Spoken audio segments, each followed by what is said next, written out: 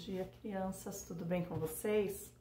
Eu espero que sim, com a Pro está tudo bem. Então, hoje é a nossa aula de história, tá? Na aula passada, nós vimos sobre o comércio com a Ásia e com a África, né? As especiarias vindas da Índia, produtos vindos da África, um novo caminho para as Índias, né? E hoje nós vamos dar sequência integrando consciências a partir da página 50.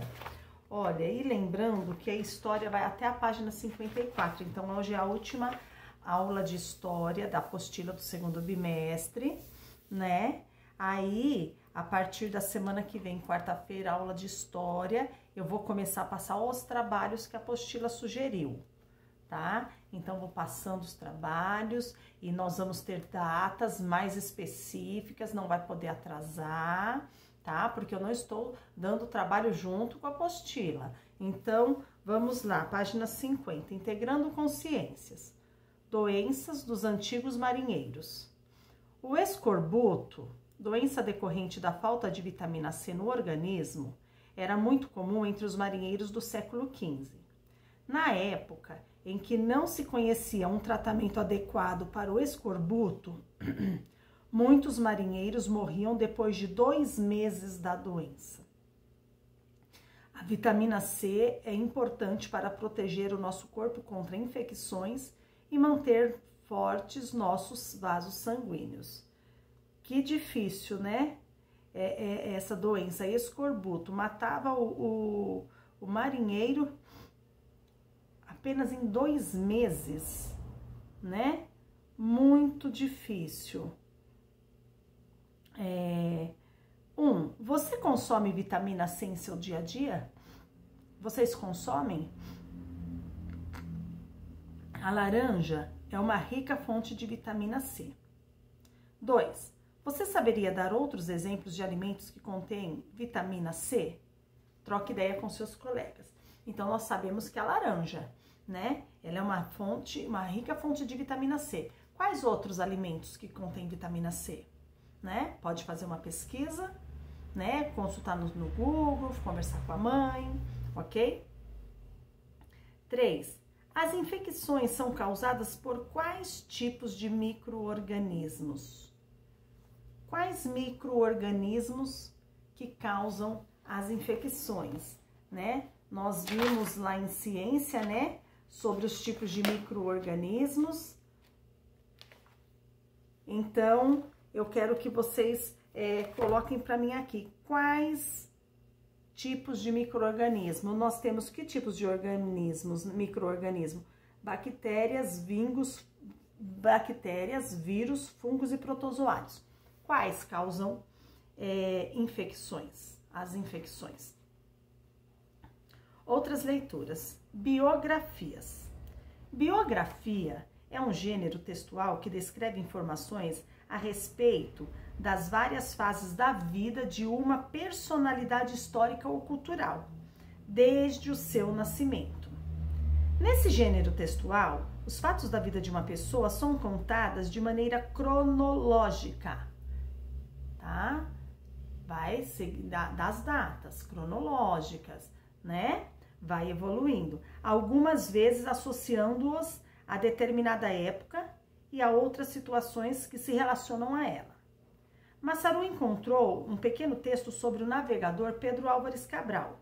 Leia na página seguinte um trecho dele.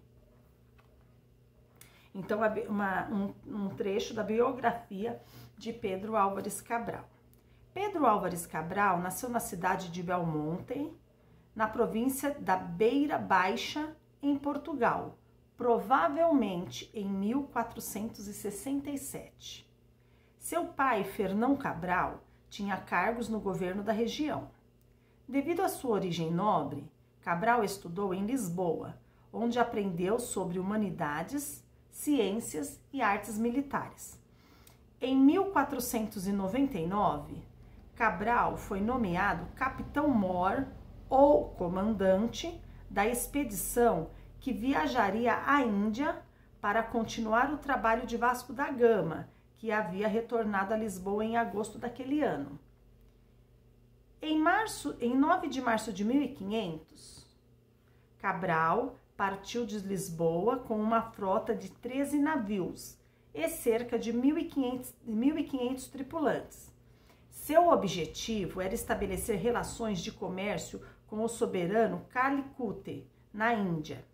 Os portugueses também tinham intenção de obter especiarias para vender, por serem produtos bastante valiosos da época. Cabral casou-se com Isabel de Castro em 1503 e, a partir de então, viveu afastado da corte. Ele morreu em 1520 na cidade portuguesa de Santarém. Então, aqui é uma pequena biografia da vida de Cabral. 1. Sublinha alguns acontecimentos importantes que compõem a biografia de Cabral. Então, vocês vão sublinhar os acontecimentos aqui importantes que está dizendo sobre a biografia de Cabral, né? 2. Os acontecimentos descritos sobre a vida de Pedro Álvares Cabral estão em ordem cronológica?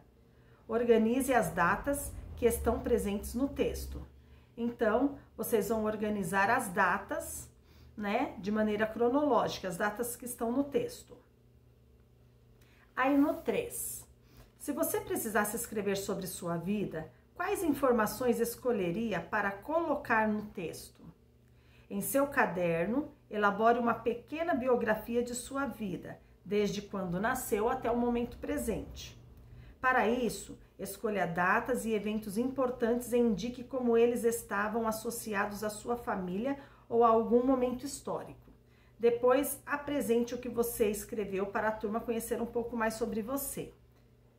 A biografia escrita pela própria pessoa chama-se autobiografia, tá? Então, a autobiografia, a Pro vai deixar para passar depois. Essa daqui, quando a gente terminar de corrigir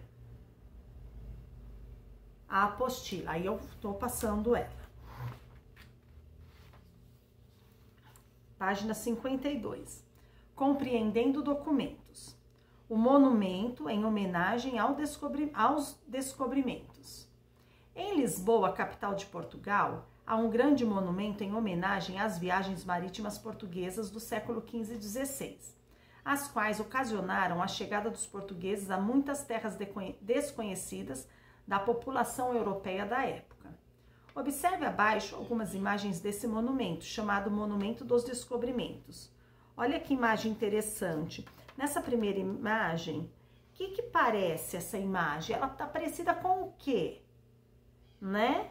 Olha aqui, a segunda imagem e a terceira. A gente olhando para essa imagem, a gente lembra o quê? O que ela traz a lembrança do quê? Né?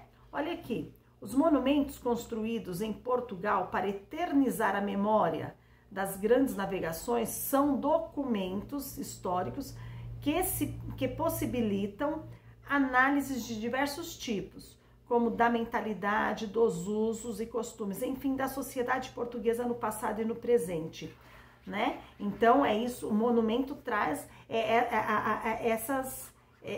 a história, né, da mentalidade da época, dos usos e costumes, da sociedade, do passado e do presente, né? Então, aqui, a Pro vai estar passando para vocês hoje, junto com a aula, um videozinho que fala sobre o monumento aos descobrimentos e também eu tô dando um endereço para vocês consultarem, né? Vocês vão clicar, vão abrir numa página que está falando sobre o monumento dos descobrimentos. Então, é para vocês assistirem o vídeo, ele é curtinho. Abram a página onde está lá que a Pro colocou, né? Do site. Vocês vão estar lendo, porque nessa página aqui vai ter uma pesquisa para fazer. E eu quero que vocês estejam a par, conheçam um pouco da história do monumento aos descobrimentos. 1. Converse com os colegas sobre qual a importância de um monumento para a história de um grupo ou povo. Depois anote o que descobriu. Então, para que serve, né? Qual que é a importância de um monumento para a história de um povo? Né? Aqui a Pro já falou, né? São documentos históricos que possibilitam analisar diversos tipos, né? Como costumes, usos e costumes, como a mentalidade, como que era a sociedade, ok? 2. O monumento em homenagem aos descobrimentos portugueses foi inaugurado no ano de 1960. Observando sua estrutura, vocês acham que ele faz menção às navegações portuguesas? De que maneira? Olha aqui, olhando ele aí, eu lembro, olhar essa imagem, eu consigo lembrar mais ou menos uma relação com as navegações portuguesas? Por quê? De que maneira? Então aí vocês vão responder com as suas próprias palavras.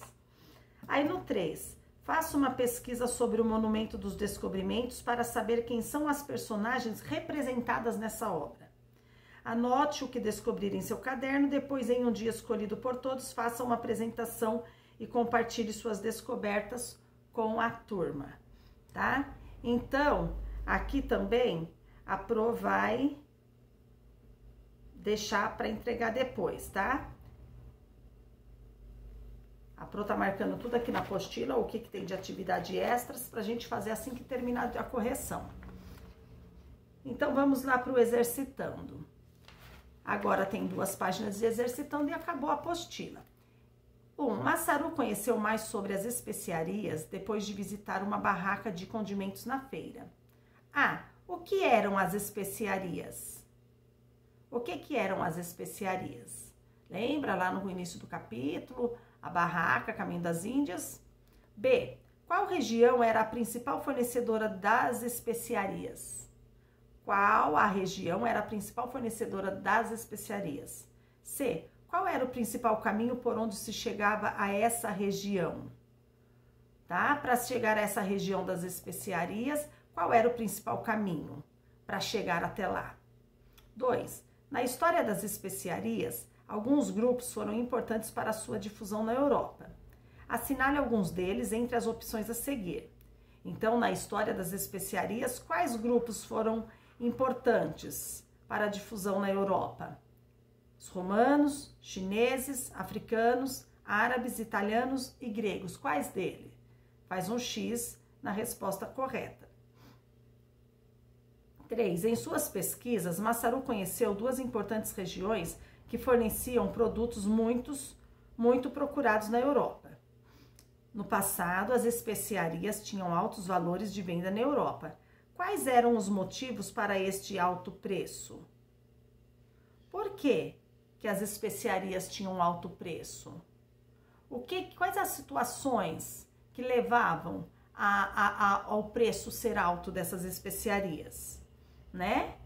Aí, vocês vão estar escrevendo com as suas palavras. 4. Para chegar até os centros comerciais da Europa, os produtos vindos da África e das Índias percorriam um longo caminho. Cite algumas das etapas percorridas por esses produtos até a Europa, né? Então, como que era? Para chegar até os centros comerciais na Europa, os produtos que vinham da África e da Índia percorriam um longo caminho.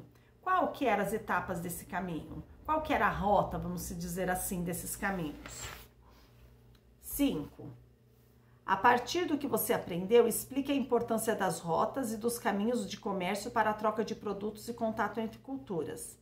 Então, aqui é uma resposta pessoal. Vocês vão explicar a importância das rotas e dos caminhos de comércio para a troca de produtos e o contato entre as culturas. 6. Assinale as alternativas corretas sobre a busca de um novo caminho para a região das Índias.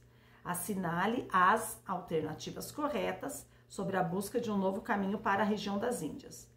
Primeira afirmativa: o comércio de produtos vindos da região das Índias era disputado por diferentes povos.